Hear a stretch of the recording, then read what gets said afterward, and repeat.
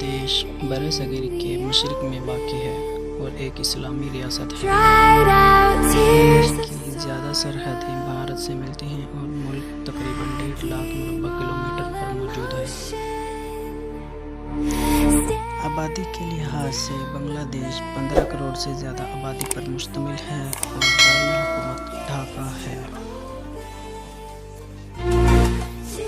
ملک میں مشرقی حصے میں پہاڑ موجود ہیں جن میں سب سے زیادہ 3000۔